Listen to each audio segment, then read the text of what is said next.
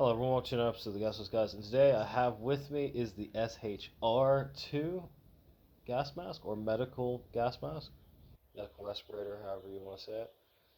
It's a nice piece of Soviet tech. Now, so these masks were primarily designed for people with head wounds during chemical attacks. So for example, let's say you got a medevac, someone with a head wound, you can't put a standard mask on him. Therefore, you grab one of these and chuck it over his head and set it up for him. As you can see here, it's literally got canvas material that you can tie the mask on. It's even got, so this part is latex. It is a much thinner latex, and essentially you can see that there's quite a bit of borrowed parts to this mask. Like, it's got the eyepieces of the SHM-62 mask, the exhale valve of the PDF mask series, or the children's mask series. And yeah, it's pretty cool. This one's made in 1982, as shown. And again, these were in production from the 1960s onwards. Now, these were quite interesting, as a lot of Soviet countries also put them in service, such as Hungary, East Germany, and a few other nations as well. So it's very nice, and most of the time it was used in training ops as well as for injuries that happen in the field. But primarily training, as these would never be really needed, thankfully. A lot of them ended up just being surplused after the end of the Cold War.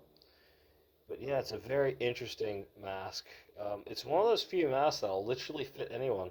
If your size is too small, this mask doesn't have that problem. This mask will fit any size within reason. If your head is huge, like, I have not found a head that this won't fit, but you know. So as in regards to owning this mask, everything else, the biggest things you need to keep an eye out on is the latex. This will crumble really easily. I've seen, oh, it's actually starting to happen, I think, with this one. Yeah, it is. These masks, the latex does degrade, unfortunately, really easily. And as these masks get older, soon these will just all be sheared off. All that'll be left is this, because this is the weakest part of the mask. Another thing, too, is this mask can be a safety hazard, as in regards to wearing it. Yes, obviously the asbestos filters if you have an original filter that comes with the mask, but no, more your problem will be is because it has to be tied to your head, you get to make sure that's tied in such a way you can untie it, because you could accidentally either suffocate yourself or seal yourself in the mask, and that's not a good thing. But other than that, it is a very nice mask. I've had it in my collection for over a decade now, and I've never done a video on it because there's just, I don't know, I just never had the time to do it, and I never bothered. The way it's designed has always intrigued me. I remember buying this from Germany when I first saw one for sale. These used to be common on the internet, and I bought it off eBay, and I had to grab it when I saw it. As for use in the gas mask, guys, I never used it. We never had a chance to put it into use in videos. Simply because just the way it was. Like, remember, you've got to tie the person into it. And most people want to be able to take off the mask at their own will. They don't want assistance getting out of it because it's very hot.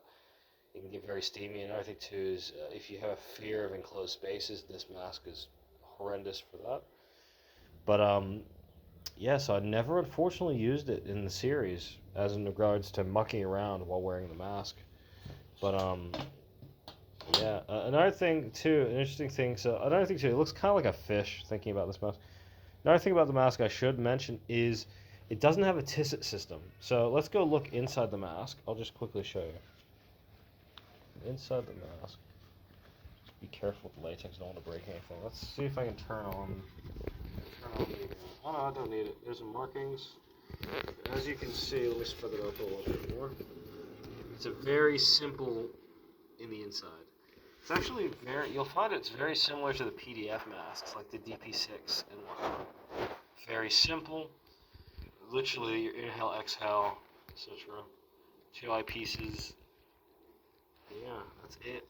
Very simple mask. And again, remember, you wouldn't be running around with this or anything. You wouldn't be doing any special ops, tactical stuff in this mask. You'd literally be laying on the ground, dying while wearing this mask. And it's pretty neat that the Soviets developed a mask for injured people. Like, I do know other countries did develop masks for the medically, injured, as well as even the U.S. developed a resuscitation tube for the M16, so you could resuscitate someone in a mask. That's so in regards to medical, I thought that was pretty cool. But this, I think, is one of the few masks that are designed where it can literally fit any head without any change of size. Because all it literally is it's a massive balloon that you put around someone's head that, yeah, gives them a better chance of surviving a chemical attack. So, pretty neat. I thought I'd do just a quick video on this mask. I might try it on, actually. So, we'll do that next.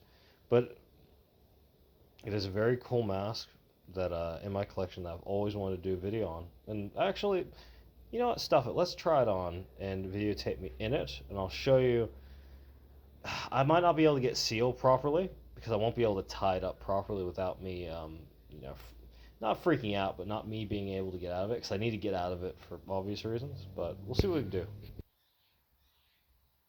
So without tying it, this is what the mask looks like while you're wearing it. As you can see, not the best vision. It is a well-designed mask. Like, it actually is quite comfortable, but it reminds me, it's even got the indicator saying that I do not have any filter in. Also, it's not fogging up too much. Maybe I'll do a heat test in one of these someday, but again, that's so cool. It sounds like a snort. It sounds like what a snort would sound like off a snort. Let's do it again.